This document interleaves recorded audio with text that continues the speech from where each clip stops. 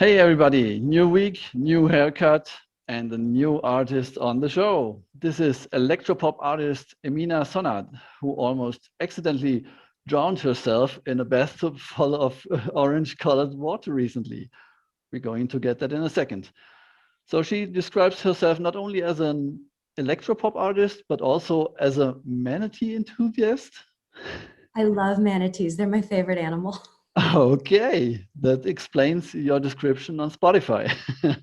So why don't we start by you telling us about your road so far? As a, I'm sorry, can you repeat that? oh, sorry.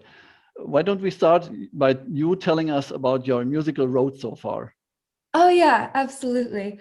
So I'm from California and I moved to Berlin 2 years ago with pretty much no intention of doing music. I was just here to do a software development boot camp. And right at about the time that I was preparing to come here, I got an email from a record label that was representing a German electronic artist named Pretty Pink. And they had heard my voice somewhere on the internet and they asked if I wanted to be the feature in one of her new songs. Um, and that was huge and it got millions of streams. And all of a sudden I was like thrown into this world of music and thinking that people are liking this. Maybe I can actually put my own work out there now. So yeah, over the last 2 years, I've been slowly like putting together my repertoire of songs and assembling people I meet into a team. And I ended up releasing my first single in January and another one in February. And yeah, it's been awesome. Like I'm doing it.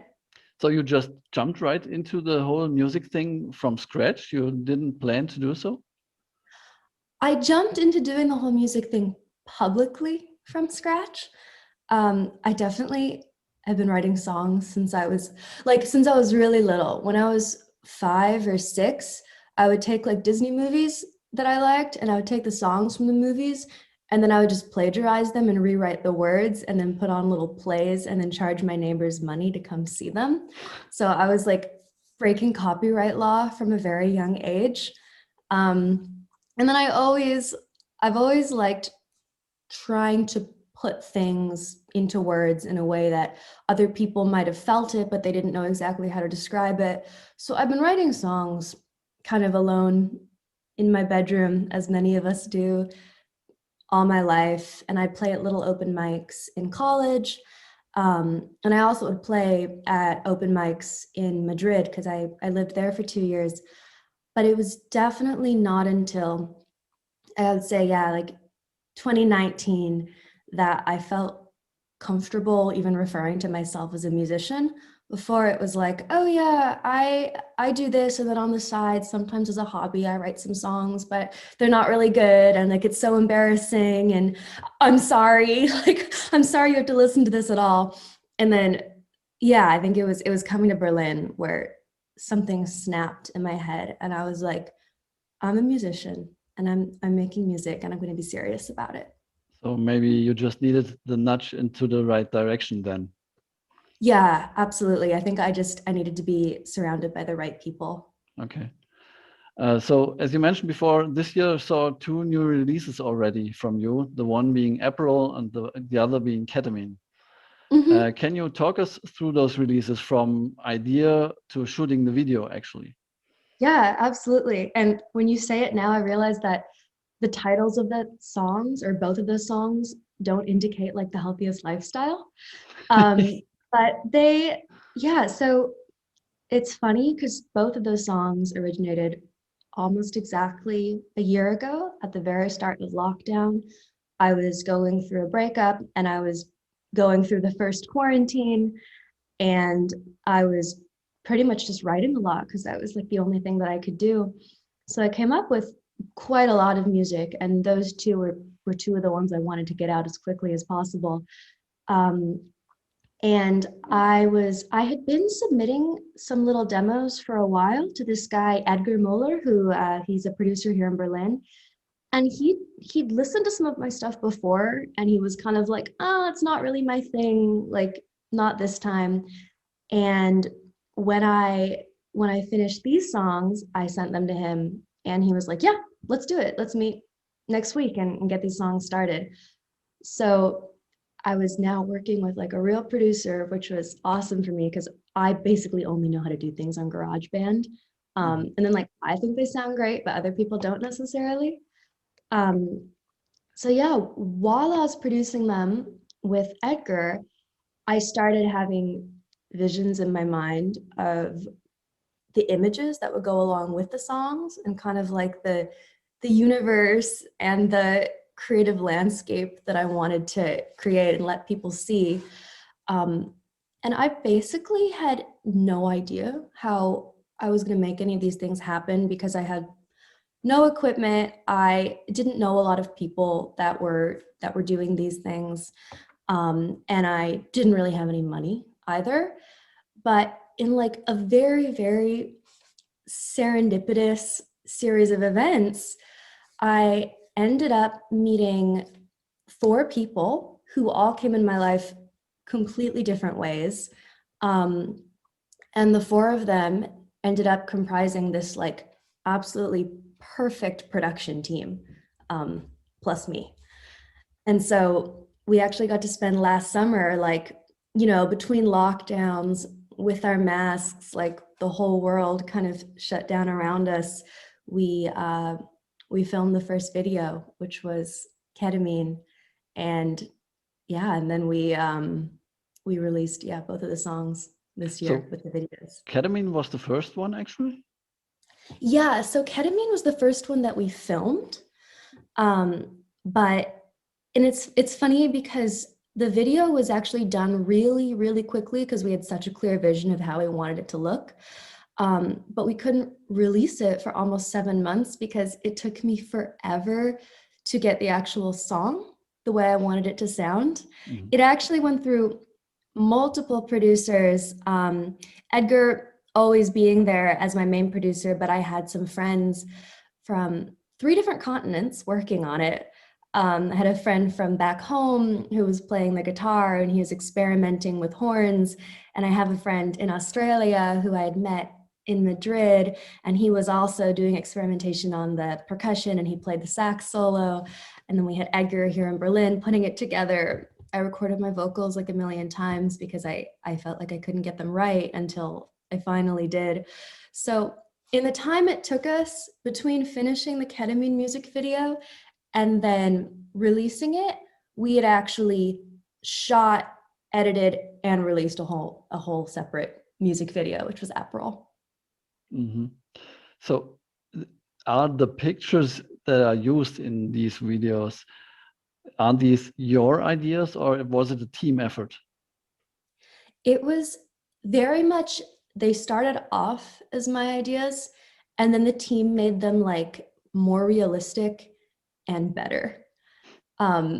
Like for ketamine, I pretty much just knew that I wanted it to be me and this guy, and I had a very specific guy in mind, Alex, who's the guy who was in the video.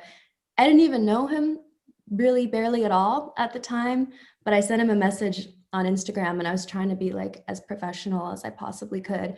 I was like, hello, I saw that you have done some modeling and I am representing myself and we are doing a film project. And I was wondering if perhaps you would like to be in this production. It's a low budget, but you know, it's very professional. And I didn't really think he was going to respond to me. And when he did, he was like, yeah, that sounds great. Like, I'd love to do it. Here's my number. And then I was like, oh, okay, now I actually have to make a video. And that was when I got Gina involved, who is my director. And I was like, okay, so I have this idea and it's me and this guy here in the picture. And we're watching a TV and it's like all of our happy memories are just playing in front of us, just like this picture show, but we're kind of catatonic, like drugged up, disconnected out of it. And as we were going on a walk together, like over this bridge in Berlin, and as I was describing this, she was like, look at that. And there was this like vintage retro TV just lying on the side of the road. and I picked it up and carried it like a mile home, and it was really, really heavy. But from there, like, she helped me find a way to make my idea take up 3.5 minutes. So it wasn't just the two of us staring at a TV. And then I got like one of my best friends, Jessica. She came in with ideas for my makeup and how we were going to like kind of show the story on my face. And my other friend gave me her clothes and talked about like how it should really look on screen. So it definitely like was the result of many people thinking very creatively. And Alex as well was giving me ideas. Like when we had our first meeting, I had sent him the song and nothing else. And I was a little nervous to like propose my idea to him.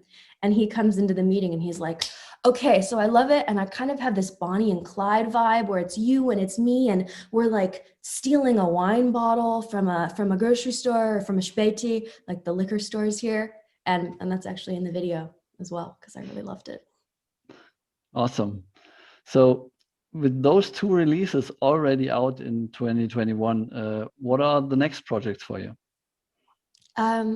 So I actually made this very, very ambitious plan for myself, which is that I want to release a song every month this year in 2021. That's And why I I was have, asking, because the 26th of March marks a special date. yeah, so on Friday, I have another song coming out, which is called Skeleton. And that one is definitely different than the first two. It's much darker, kind of much more introspective and depressing, but I think beautiful in its own way, or like it talks about something that I think can be beautiful. But yeah, I have a video, or I have some visual element to go along with each song. And I'm so excited about this because for the releases I have planned in May and June, I'm working now with like a very professional, amazing film crew on making the next 2 videos, which we're going to be shooting at the end of this month. And it's a little surreal to me. I kind of can't believe it's happening, but there will be a lot of songs and a lot of videos coming That's this year. awesome to hear. So we can expect one song a month, you said? That's the plan. 1 song a month for sure until June, and then if everyone streams it or buys it and I get a lot of money, then continuing for the rest of the year. But hopefully throughout the rest of the year, no matter what. So I don't know about anybody, but I will stream that no matter what, because everything that you throw at people so far is awesome. Oh, thank you. Thank you so much. So Emina, thank you for being on the show. And guys, if you want to know more about the awesome manatee enthusiast Emina Sonnad, please check out the links in the description of the video or down this blog post. And that's it for today. All I have to say is thanks for watching. Be safe, guys. Bye.